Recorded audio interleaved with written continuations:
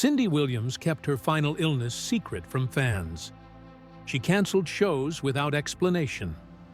For 5 days after her death, no one knew she was gone. Now, her sister has come forward with shocking details about those last months. She's exposing what really happened behind closed doors. The truth about Cindy's medical treatment will leave you stunned. Hollywood knew something was wrong, but no one guessed how serious it was. The details will break your heart. Cindy Williams was born on August 22, 1947, in Van Nuys, Los Angeles. Her mother, Francesca, worked long shifts as a waitress, while her father, the Achard Bill Williams, had a job at an electronics company. Money was always tight. Cindy's childhood was shaped by struggle and movement. She was only 1 when the family moved to Dallas. Then, at 10, they returned to Los Angeles. These changes forced her to constantly start over, and that made her adaptable. It also taught her how to connect with people fast, something that would later help her in show business. She wasn't an only child. She had a close bond with her younger sister, Carol Ann, and a half-brother named Jim from her mom's first marriage. They lived in what some would call reduced circumstances. Cindy wore hand-me-downs and learned early how to make the most of very little. She had blue eyes, brown hair, and a sense of humor that helped her cope with her father's drinking.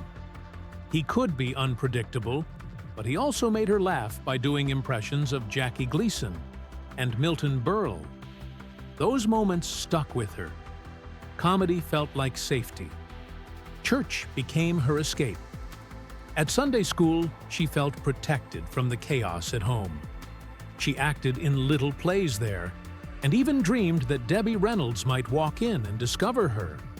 Cindy later said that performing made her feel powerful, even when life at home made her feel small. At school, she joined theater productions and impressed teachers with her timing and expressions.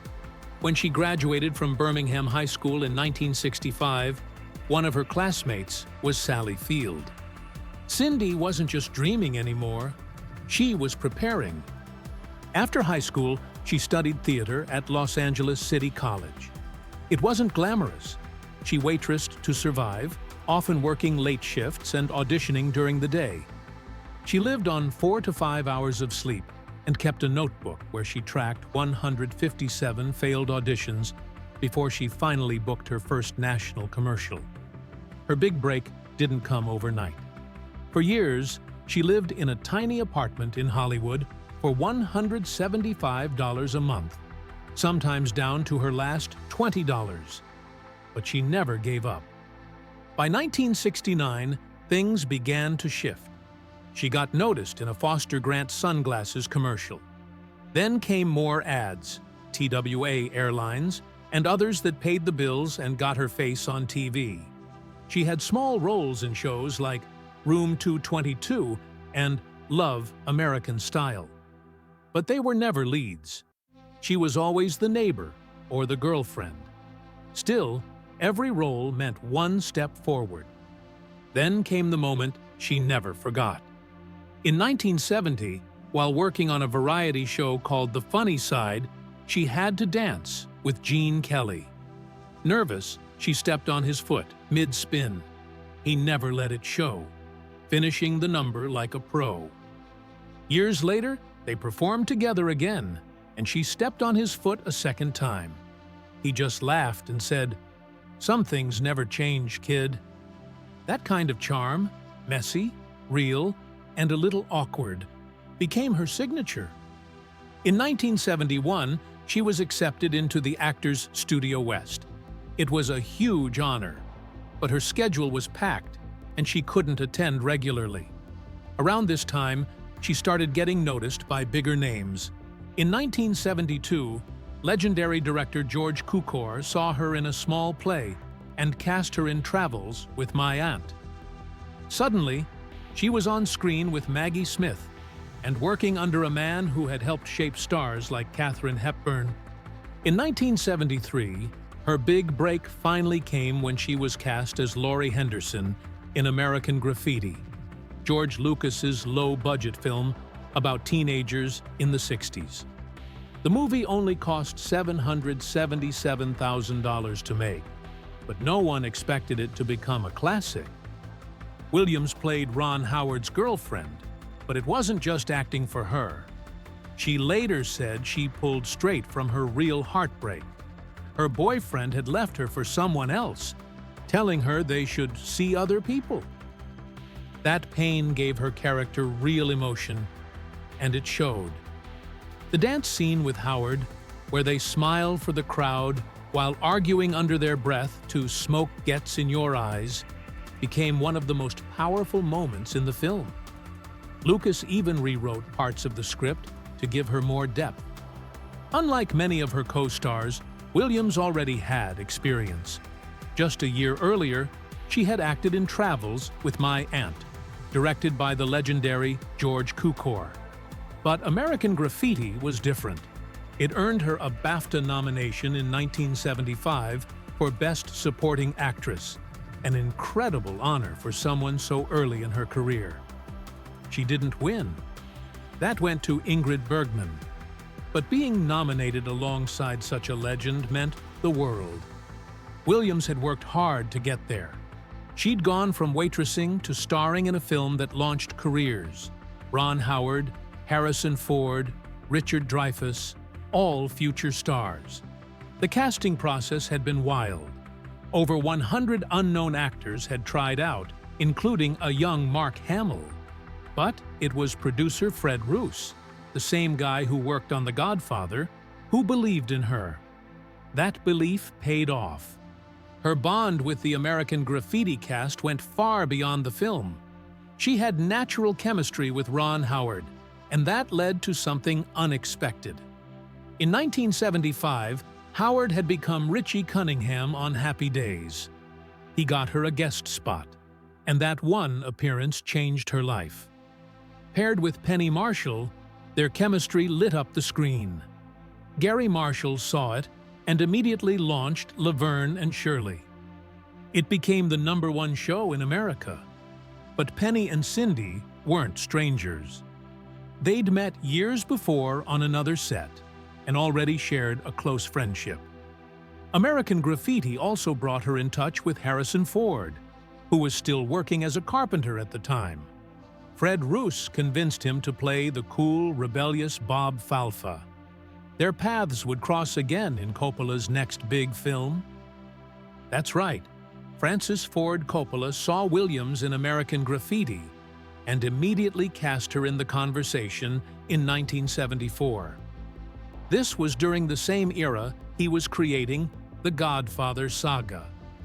In The Conversation, she acted alongside Gene Hackman, John Cazale, Terry Garr, and a young Harrison Ford. Robert Duvall even had an uncredited part. It was a film about paranoia and surveillance, and it won the top prize at the Cannes Film Festival. The film only cost $1.6 million, but went on to earn $4.8 million, with 3 Oscar nominations, including Best Picture. Williams later talked about the difference between Lucas and Coppola. Lucas was quiet and brief, often just saying, "terrific," after a take. Coppola, on the other hand, was full of energy, constantly praising his actors and asking for their input. Both directors changed her life in different ways, and yet, something strange happened. After starring in Travels with My Aunt, American Graffiti, and The Conversation, 3 back-to-back critically acclaimed films, her career hit a wall. It didn't make sense. She was too recognizable to go back to waitressing, but somehow not getting the big film roles either. She started writing with Penny Marshall just to stay busy. They were hired by Francis Ford Coppola's Zoetrope Productions, part of a small group of female writers brought in for just $30 a week. At the time, no one saw it as a big deal. They were just 2 women trying to make it in Hollywood. But something important happened. While they were writing together, they developed a strong creative bond. they figured out how to bounce ideas, how to punch up jokes, and, without even realizing it, how to build the chemistry that would one day define their careers. Then, in late 1975, everything changed with a single phone call. They were working on a script when Gary Marshall, Penny's brother, and the creator of Happy Days, called out of the blue. He asked them to take a week off and play two girls going on a double date with Fonzie and Richie. Williams remembered laughing at how Gary described the characters as the girls who date the fleet. She joked, "Hookers? This will be fun." They didn't think much of it. It was just one episode, a quick paycheck, and a silly little role. So they said, "Sure." On November 11, 1975, they walked into Paramount Studios, not knowing they were about to change TV history. When the episode aired on January 27, 1976, viewers instantly fell in love with the two girls from Milwaukee. Williams played Shirley, the sweet one. Marshall played Laverne, the tough one. In the episode, Richie asks Fonzie for help after a breakup, and Fonzie calls up Laverne and Shirley for a double date. That was it. A simple setup. But audiences couldn't get enough. What started as a small gag turned into a breakout moment. Even Penny later said they were meant to be the girls who put out. But that version was quickly cleaned up once ABC saw the potential. Behind the scenes, the chemistry between them was electric. Everyone noticed. The crew, the live audience, the producers. Nobody could ignore it. There's even a funny blooper where you can spot Tom Bosley, who played Mr. Cunningham, standing behind a door waiting for his cue, completely visible through the window. But the spotlight was no longer on Richie or Fonzie. It had shifted. These two women had stolen the scene. Just 2 weeks later, they got another call, this time from Gary Marshall's office again. ABC executives had seen the episode. They didn't want more guest appearances. They wanted a whole show. Cindy and Penny didn't even know what a spin-off meant. They had to ask. All they knew was something big was happening. The connection between them was more than just acting. Williams said it felt like telepathy. They didn't need to rehearse much. They just knew what the other would do. Williams took her scripts seriously, always studying until the last moment. Marshall was the opposite. She barely looked at the script and still nailed it. She could smoke a cigarette, crack a joke, and be ready to roll. Somehow, it worked. Their differences made their partnership stronger. And just because of her chemistry with Perry Marshall, she got into the next big project. On January 27, 1976, Laverne and Shirley hit TV screens. Within months, it exploded. By fall of that year, it did the impossible. It beat Happy Days in ratings. At its peak, more than 60 million people watched it every week. Cindy, who had been known from American Graffiti, became a household name. Her face was everywhere, in magazines, on lunchboxes, and in every living room. The opening chant, Schlemiel, Schlimmerzel, Hasenpfeffer Incorporated, became part of playgrounds across America. By 1979, she was earning $30,000 per episode. That was massive money for any actress back then. She didn't just play Shirley Feeney, she built her. Cindy gave Shirley that nervous laugh. She spent weeks practicing it before they even filmed the first episode. She thought deeply about who Shirley was. She even kept personal journals as the character. It was Cindy's idea to give Shirley stuffed animals like Boo Boo Kitty and to wear prim, neat sweaters. That contrast with Laverne's tomboy look made the whole show pop. By 1979, women were walking into salons asking for the Shirley haircut. Cindy was getting over 1,500 fan letters every week. People didn't just like Shirley, they felt her. But behind the sweet smile and gentle voice was someone tough. Cindy performed almost all her own stunts. The physical comedy was no joke. In one 1978 episode, she had to wrestle bottles on a conveyor belt for 37 takes. She got 3 bruised ribs, but kept going. For the roller skating scenes in 1977, she did the splits on camera with no skating experience.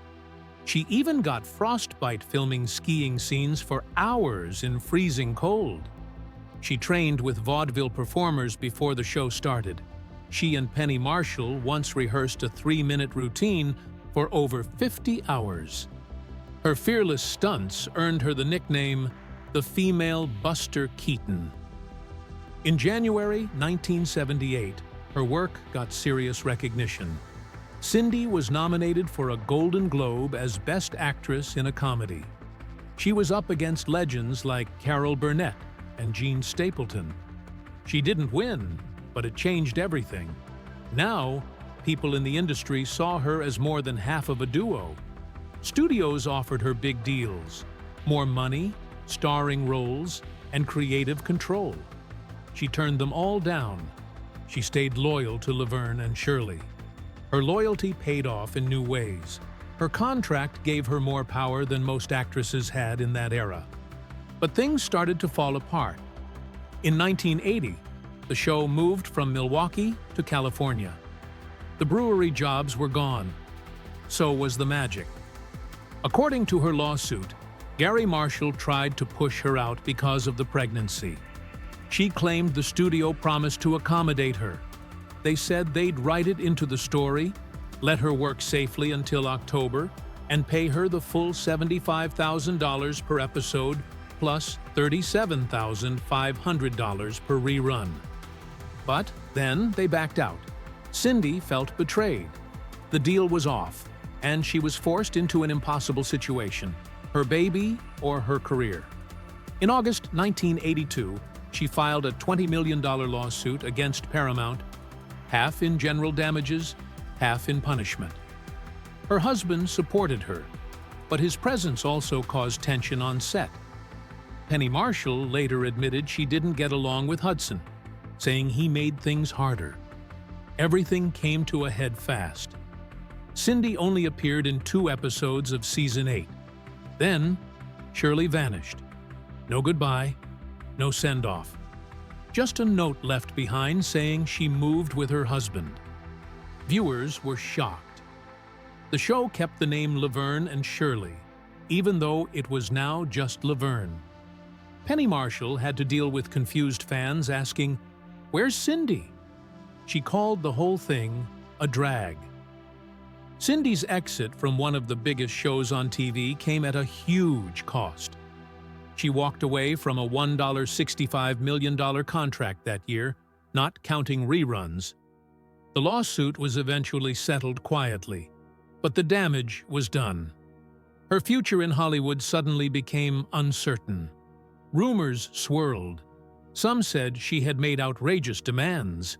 Others blamed a feud with Penny, but Cindy stayed mostly quiet, focusing on her new role as a mother. When Cindy Williams married Bill Hudson on May 1, 1982, it wasn't just a wedding. It was the start of a messy, emotional roller coaster. Bill had just finalized his divorce from Goldie Hawn, and Cindy stepped straight into a complicated family. Overnight, she became stepmother to 6-year-old Oliver and 3-year-old Kate Hudson. Both kids would grow up to be major Hollywood stars, but at that time, the family was far from picture perfect. Tensions ran deep. Bill's relationship with Oliver and Kate was strained from the start, and it only worsened over time. Things exploded publicly in 2015 when Oliver posted a Father's Day message calling out his dad. Bill fired back, blaming Goldie for turning the kids against him. Meanwhile, Kurt Russell, Goldie's longtime partner, became more of a father figure to Kate and Oliver than Bill ever was. It created 2 separate families that barely spoke. By 2021, Kate admitted she wanted to reconnect with her half-siblings, saying, "Time is short." When Cindy died in January 2023, it left many hoping her passing might somehow help heal the years of family silence. Cindy and Bill's marriage lasted 18 years, ending in 2000. But long before the divorce, Cindy had already faced a life-changing decision. In early 1982, she found out she was pregnant with their daughter, Emily. At the time, Laverne Shirley was heading into its 8th season, and Cindy was one of TV's biggest stars. She thought she could keep working while pregnant, maybe hide behind furniture on set like actresses often do. But producers demanded she keep filming right up to her due date, a move that today would raise serious legal questions. Cindy refused. She looked at the contract and said, "I can't sign this." Just 2 episodes into the new season, she walked away. That decision cost her the role of Shirley Feeney and sparked a $20 million lawsuit, which later settled quietly. Emily was born later that year, and Cindy stepped back from the spotlight. Her exit became a turning point, not just in her life, but for how Hollywood treated pregnant actresses. Years later, she noted how sets started adding nurseries and offering on-site nannies. She didn't set out to be a pioneer, but she became one. 4 years later, in 1986, Cindy gave birth to her second child, William Zachary Hudson, known as Zachary or Zach. He joined a large and tangled family that now included his sister Emily, plus half-siblings Kate and Oliver. But Cindy made a clear choice. Her kids would not grow up in the glare of celebrity. She gave them a quiet, grounded upbringing far away from flashing cameras. Zachary stayed out of the public eye. One rare exception came in 2004, when he joined Cindy and Emily at her Hollywood Walk of Fame ceremony. He was about 18. Then, in 2006, things got even more complicated. Bill Hudson had another child, daughter Lelania, with his girlfriend Caroline Graham. That meant Zachary and Emily now had another half-sibling. Through it all, Cindy stayed focused on protecting her children's privacy. Meanwhile, Kate Hudson publicly expressed in 2021 that she wanted to get closer to her other siblings, including Zachary and Emily. It was clear the wounds left by Bill's fractured relationships hadn't fully healed, but there was at least hope. While Cindy's family life grew, her career had to shift. After leaving Laverne Shirley, she tried to keep acting, but it wasn't easy. Her first big post-sitcom project was a quirky sci-fi comedy in 1983 called The Creature Wasn't Nice, also known as Naked Space or Spaceship. It had a $2 million budget and starred Leslie Nielsen. Cindy even sang 2 songs in it. But the film flopped, re-edited into multiple versions that never quite landed with audiences. She followed that with Euphoria, a low-budget sci-fi film she had actually shot back in 1981. In it, she played Arlene, a lonely supermarket worker obsessed with aliens. It co-starred Fred Ward and Harry Dean Stanton. But the film got shelved and didn't release until 1985. It later limped out on VHS in 1987. These roles were a far cry from her primetime sitcom days, and it was clear that Cindy's fame was fading. But instead of fighting it, she leaned into the change. Her focus was on family, not fame. After leaving Laverne Shirley in 1982, Cindy Williams hoped for a strong comeback. Her first big attempt came in 1990 with a sitcom called Normal Life. It was based on the strange childhood of Frank Zappa's kids, and it even starred his real-life children, Dweezil and Moon Unit. Cindy played the mom, Anne Harlow. The idea sounded interesting, a blended family trying to survive teenage chaos, but it didn't connect with viewers. It aired on CBS from March to July, all 13 episodes, but ratings kept dropping. Directors kept changing. Nothing worked. What was supposed to be Cindy's big return ended up being a fast flop. After that, she made a smart move. Instead of chasing another sitcom, she jumped into television movies. In 1990 alone, she starred in Menu for Murder and a Perry Mason film. Both let her show a different side, part drama, part comedy. In 1991, she played a role in Earth Angel, a fantasy TV movie that showed her range again. These weren't blockbuster projects, but they gave her steady work. More importantly, they gave her time. Cindy was raising two kids, Emily, born in 1982, and Zachary, born in 1986. TV movies let her act without the pressure of a 9-month sitcom shoot. They weren't glamorous, but they kept her visible in Hollywood, which was exactly what she needed. In 1993, Cindy made another big play for prime time. She starred in Getting By, a sitcom about two single moms, one white, one black, raising kids together in Chicago. It was part of ABC's TGIF lineup and started strong with over 21 million viewers. But after the first season, ABC dropped it. NBC picked it up, but the switch didn't help. Ratings fell hard, and by the final episodes, only 5.7 million people were watching. There were also problems behind the scenes as Warner Brothers took over production. By the time it ended in 1994, after just 31 episodes, Getting By became her last lead role in a network sitcom. Her time as a primetime star had quietly faded out. As the 2000s rolled in, Cindy tried something completely different. In 2000, she joined a wild comedy show on Comedy Central called Strip Mall. It was edgy, loud, and full of Hollywood satire. Cindy played a version of herself, a bold move for someone known for family-friendly TV. The show didn't last long, just 6 episodes with her in it, but it made a point. She could laugh at herself. At 53, she was showing the world that she wasn't stuck in the past. She could evolve, and she was willing to take risks most of her peers wouldn't. But fans still wanted a taste of the old magic. In 2002, they got it.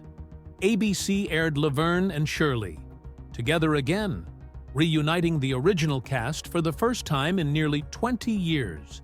It drew 17.5 million viewers.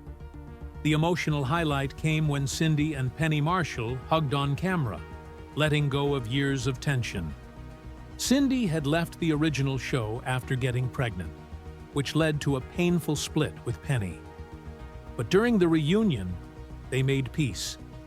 There were bloopers, sketches, and tributes to cast members who had passed. It reminded everyone just how loved those characters and those actresses really were. Then, in 2004, Cindy shocked everyone again.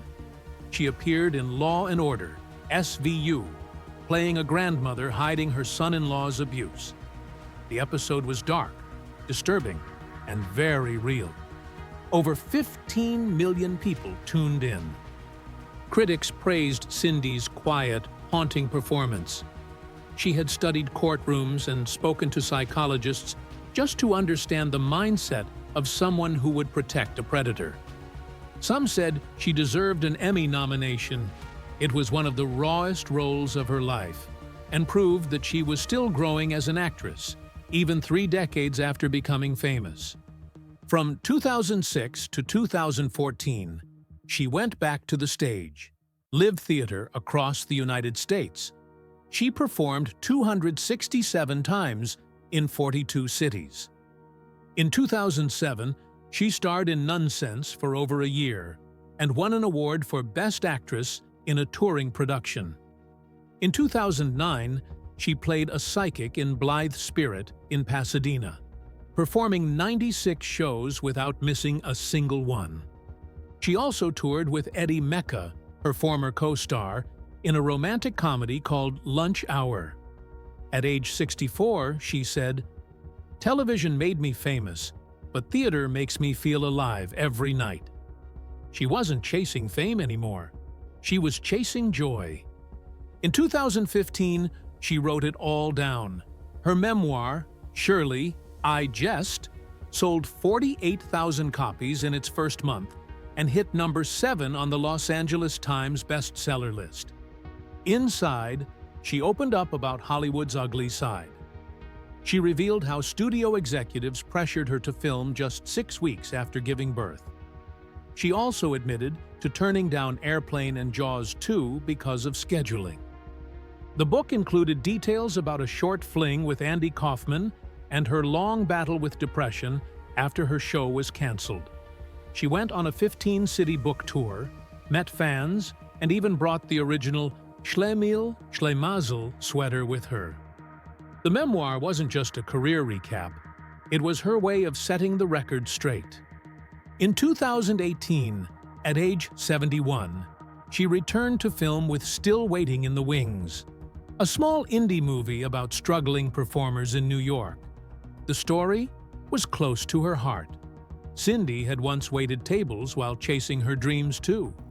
This time, she starred alongside legends like Ed Asner and Chita Rivera, bringing humor and heart to a younger audience.